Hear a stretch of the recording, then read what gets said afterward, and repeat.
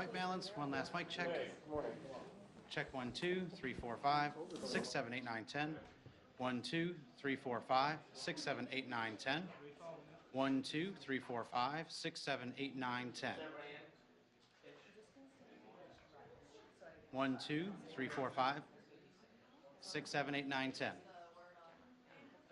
1, 2, 3, 4, 5, 6, 7, 8, 9, 10. Everybody get it on audio?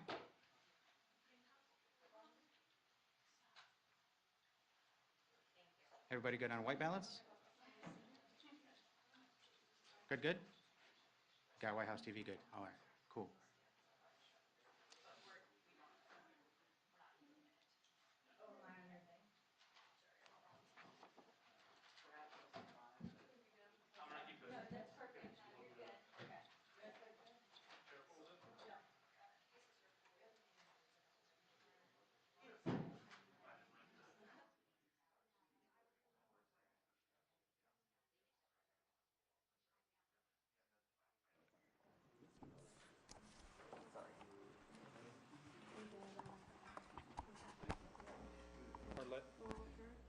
Oh, thank you.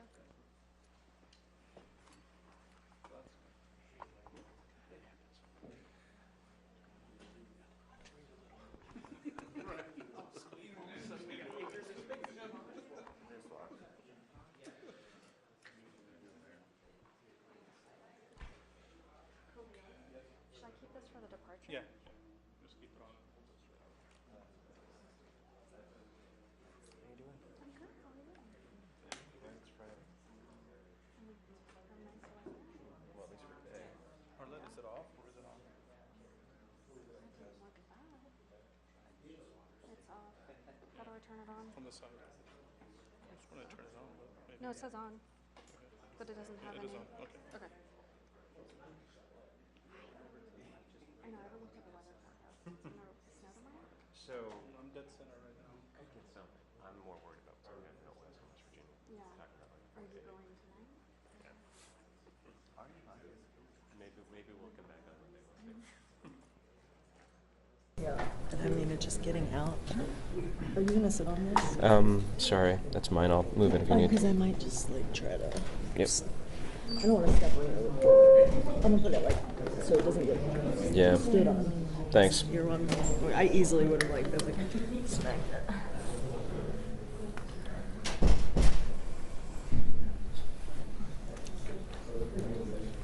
I guess this thing's gonna happen soon. Sorry, guys. I think I'm gonna. Yeah. Feel a little claustrophobic. Thanks.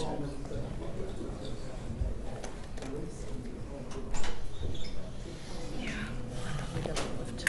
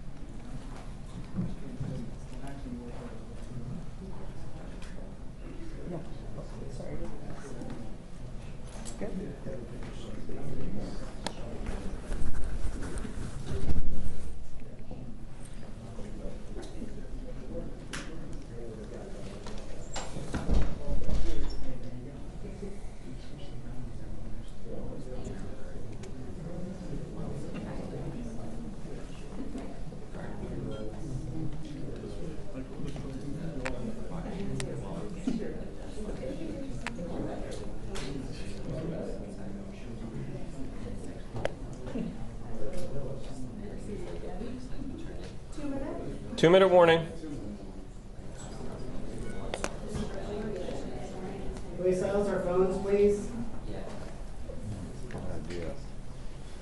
My phone went off during the briefing yesterday. What's your ringtone? Space Force theme song. That was awesome. It's really awful.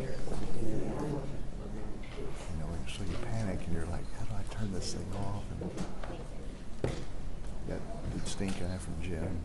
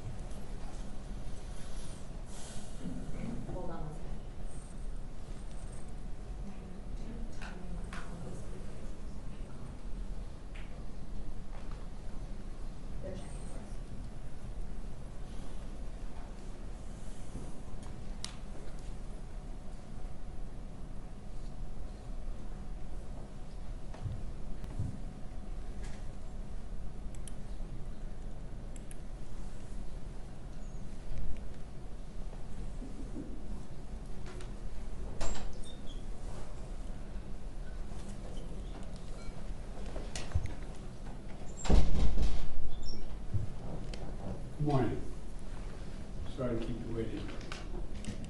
I've just spoken for some time with President Zelensky of Ukraine. I told him, as I have each and every time we've spoken, the United States stands with the people of Ukraine and as they bravely fight to defend their country, and they are doing that. And as Putin continues his merciless assault, the United States and our allies and partners continue to work in lockstep to ramp up the economic pressures on Putin and to further isolate Russia in the global stage. Later today, together with other NATO allies and the G7, Canada, France, Germany, Italy, Japan, the United Kingdom, as well as the European Union, we're going to jointly announce several new steps to squeeze Putin and hold him even more accountable for his aggression against Ukraine. And I want to speak to a few of those points today. First, each of our nations is going to take steps to deny most favored nation status to Russia. A most favored nation status designation means two countries have agreed to trade with each other under the best possible terms. Low tariffs, few barriers to trade, and the highest possible imports allowed. In the United States, we call this permanent normal trade relations, PNTR. It's the same thing. Revoking PNTR for Russia is going to make it harder for Russia to do business with the United States. And doing it in unison with other nations to make up half of the global economy will be another crushing blow to the Russian economy. It's already suffering very badly from our sanctions. And I want to thank Speaker Pelosi, Leader McCarthy, Leaders Schumer and McConnell, and Senators Wyden and Crapo, Representatives Neal and Brady for their bipartisan leadership on this in the Congress. I would like to offer a special thanks to Speaker Pelosi, who's been a strong advocate for revoking PNTR and who agreed to hold off on that in the House until I could line up all of our key allies to keep us in complete unison. Unity among our allies is critically important, as you all know, from my perspective. Many issues divide us in Washington, but standing for democracy in Ukraine, pushing Russia's aggression, should not be one of those issues. The free world is coming together to confront Putin. Our two parties here at home are leading the way. With that bipartisan cooperation, I'm looking forward to signing into law the bill revoking PNTR, which is, again, most people think of as most favored nation status. We're also taking a further step of banning imports of goods from several signature sectors of the Russian economy, including seafoods, vodka, and diamonds. And we're going to continue to squeeze Putin. The G7 will seek to deny Russia the ability to borrow from leading multinational institutions, such as the International Monetary Fund and the World Bank. Putin is an aggressor. He is the aggressor. Putin must pay the price. He cannot pursue a war that threatens the very foundations, which he's doing, the very foundations of international peace and stability, and then ask for financial help from the international community. The G7 is also stepping up pressure on corrupt Russian billionaires. We're adding new names to the list of oligarchs and their families that we're targeting. And we're increasing coordination among the G7 countries to target and capture their ill-begotten gains. They support Putin. They steal from the Russian people. And they seek to hide their money in our countries. They're part of that kleptocracy that exists in Moscow. And they must share in the pain of these sanctions. And while we're going after these super yachts and vacation homes and for hundreds of millions of dollars, we're also going to make it harder for them to buy high-end products manufactured in our country. We're banning the export of luxury goods to Russia.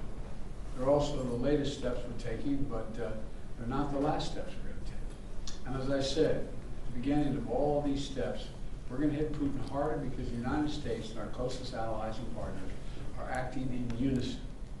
The totality of our sanctions and export control is crushing the Russian economy. The ruble has lost more than half its value. They tell me it takes about 200 rubles equal $1 these days. Moscow Stock Exchange has been closed for 2 weeks because they know the moment it opens it will probably collapse. Credit rating agencies have downgraded Russia's government to junk status. Its economy to junk status. The list of businesses, international corporations leaving Russia is growing by the day. We're also continuing to close corporations, with allies and partners to make sure that the close cooperation we continue to have, the Ukrainian people are able to defend their own nation. The United States has sent more than $1 billion in security assistance to Ukraine over the last year, including anti-armor and anti-air capabilities, taking out tanks and planes and helicopters. With new shipments arriving every day, we, the United States, are also facilitating significant shipments of security assistance from our allies and partners to Ukraine. And the humanitarian front, we're working closely with the UN and humanitarian organizations to support the people of Ukraine who have been displaced by the violence of Ukraine. We're providing tens of thousands of tons of humanitarian supplies, food, water, and medicines, coming by truck and train every single day.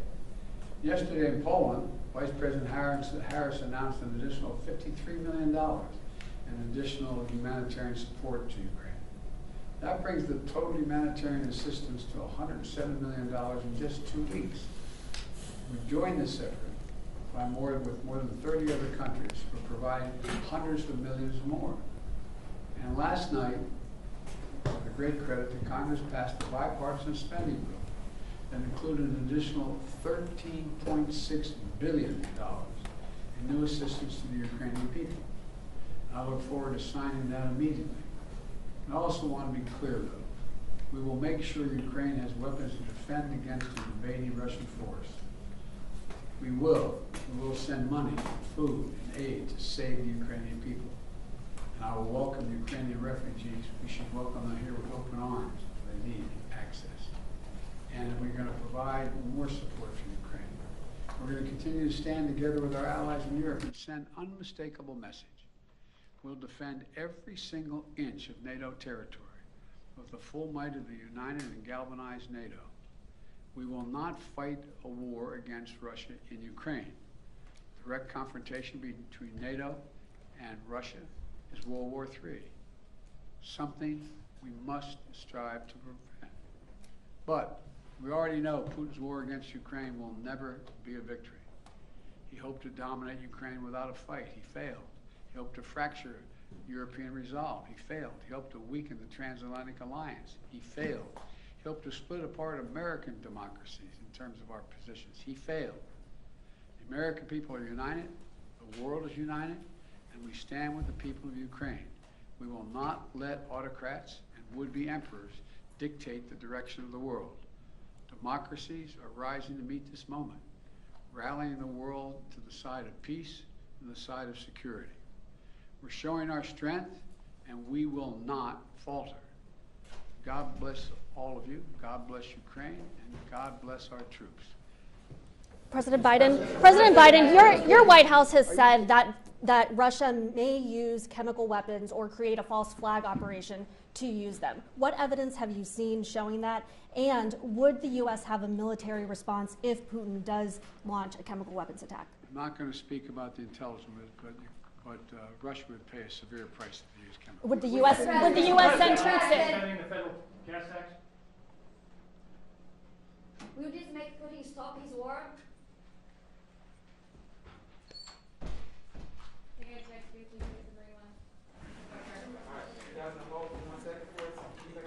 Oh, now we go outside.